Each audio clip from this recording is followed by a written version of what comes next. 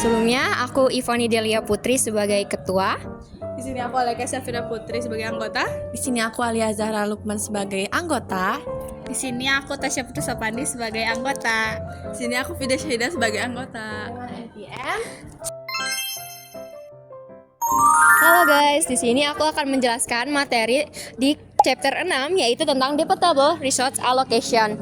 Nah, di materi ini yaitu ada 3 konsep yang digunakan untuk mengklasifikasi stok sumber daya yang dapat habis. Yang pertama itu ada cadangan saat ini. Nah, cadangan saat ini yaitu sumber daya yang diketahui yang dapat diekstraksi secara menguntungkan pada harga saat ini. Yang kedua itu ada cadangan potensial. Nah, cadangan potensial ini tuh bergantung pada harga yang bersedia dibayar masyarakat untuk mendapatkan sumber daya tersebut. Yang ketiga itu ada sumber daya abadi atau the research endorsement, yaitu mewakili keberadaan sumber daya yang ada di bumi.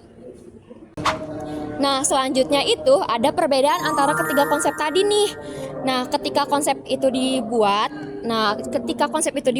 ada beberapa hal yang menjadi kesalahan. Yang pertama, ketika konsep tadi itu menggunakan data mengenai cadangan saat ini seolah-olah data tersebut mewakili data cadangan potensial maksimum. Yang kedua, yaitu ada berasumsi bahwa seluruh kekayaan sumber daya dapat disediakan sebagai cadangan potensial dengan harga yang bersedia dibayar oleh masyarakat.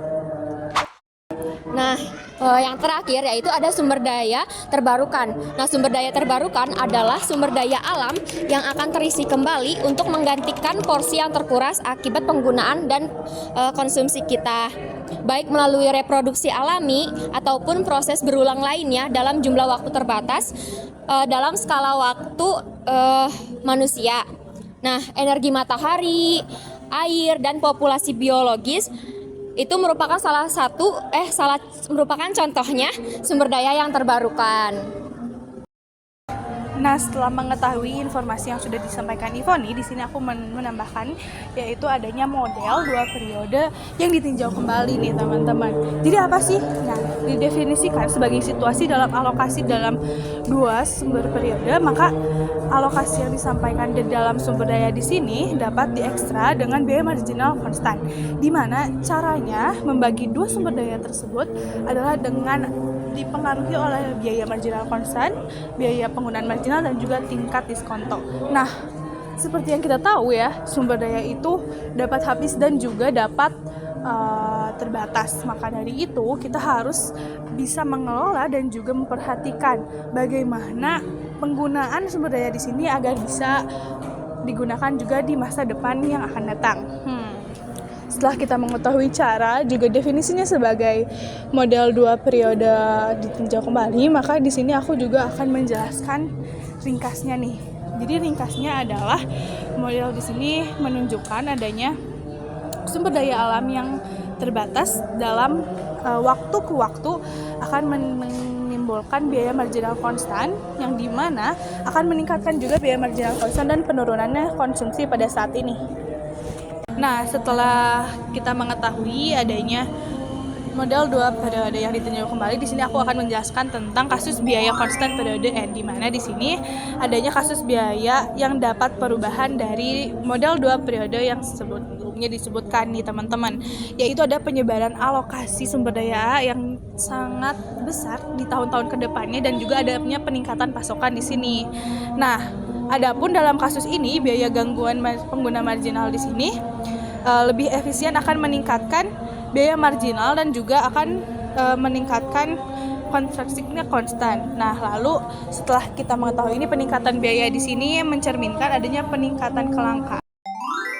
Oke, jadi di sini aku bakal ngebahas tentang transisi ke pengganti energi terbarukan. Jadi alokasi sumber daya yang efisien ketika ada sumber daya pengganti yang terbarukan dengan biaya marginal konstan. Pada dasarnya, ketika sumber daya yang habis tidak lagi tersedia, kita masih bisa beralih ke sumber daya terbarukan dengan biaya yang lebih rendah. Nah, contohnya dapat menggambarkan alokasi efisien minyak atau gas alam dengan pengganti tenaga surya atau angin. Misalnya, jika biaya marginal sumber daya terbarukan adalah $6 per unit, sementara kemauan membayar maksimum adalah $8 per unit, transisi akan terjadi secara alami ketika biaya pengguna marginal dari sumber daya yang habis mencapai $6. Total biaya marginal untuk sumber daya yang habis dengan adanya pengganti sempurna sebesar $6 tidak akan pernah melebihi $6 karena masyarakat selalu dapat mengganti sumber daya terbarukan kapanpun sumber daya tersebut lebih murah. Di sini aku akan membahas biaya pengguna marginal. Apa sih biaya pengguna marginal itu? Biaya pengguna marginal itu adalah biaya peluang yang mencerminkan hilangnya manfaat marginal di masa depan. Nah, biaya pengguna marginal ini meningkat ketika biaya ekstraksi marginal itu konstan dan jumlah kumulatifnya sama dengan pasokan yang tersedia. Terus biaya pengguna marginal ini tuh turun ketika biaya ekstraksi marginal meningkat dan jumlah kumulatifnya tergantung dengan hubungan antara fungsi biaya ekstraksi marginal dan biaya penggantinya. Nah, dengan terbatasnya sumber daya saat ini, penurunan biaya marginal total itu hanya bersifat sementara karena pada dasarnya biaya tersebut harus meningkat. Nah, selanjutnya total biaya marginal sumber daya yang sebenarnya tuh bisa turun seiring berjalannya waktu jika sifat kemajuan teknologi itu bersifat mengurangi biaya menjadi begitu kuat sehingga biaya marginal ekstraksi itu menurun. Nah, selanjutnya struktur hak milik yang sesuai. Karena hak milik mengatur sumber daya alam mempunyai karakteristik eksklusivitas, transferabilitas, dan penegakan hukum. Pasar itu tempat sumber daya diperjualbelikan dengan mempertimbangkan biaya marginal pengguna produsen, memaksimalkan keuntungan dengan bertindak efisien. Dan pembahasan terakhir ada biaya lingkungan. Nah, biaya lingkungan ini tuh sangat penting secara empiris dan konseptual karena merupakan salah satu jembatan antara bidang ekonomi sumber daya dan bidang ekonomi lingkungan. Misalnya ekstraksi sumber daya yang menyebabkan kerusakan lingkungan yang tidak tercermin secara memadai dalam biaya yang dihadapi oleh perusahaan ekstraksi. Nah, hal ini tuh merupakan biaya eksternal. Biaya yang digunakan untuk mengeluarkan sumber daya dari dalam tanah serta pemrosesan dan pengirimannya ditanggung oleh pemilik sumber daya dan mempertimbangkan perhitungan berapa banyak ekstrak dan dipertimbangkan dalam perhitungan seberapa banyak sumber daya yang diekstraksi. Namun, kerusakan lingkungan tidak ditanggung oleh pemilik dan jika tidak ada upaya dari luar untuk menginternalisasi, biaya eksternal tersebut biasanya tidak akan menjadi bagian dari keputusan ekstraksi. Jika tidak adanya biaya lingkungan hidup, ketika struktur hak kepemilikan terdefinisi dengan baik, alokasi pasar atas sumber daya yang habis dapat menjadi efisien. Nah, dalam hal ini, maksimalisasi keuntungan dan efisiensi dapat sejalan. Namun, ketika ekstraksi sumber daya menimbulkan dampak lingkungan eksternal, umumnya alokasi pasar tidak efisien. Harga pasar sumber daya akan menjadi lebih rendah dan tingkat ekstraksi akan berlebihan.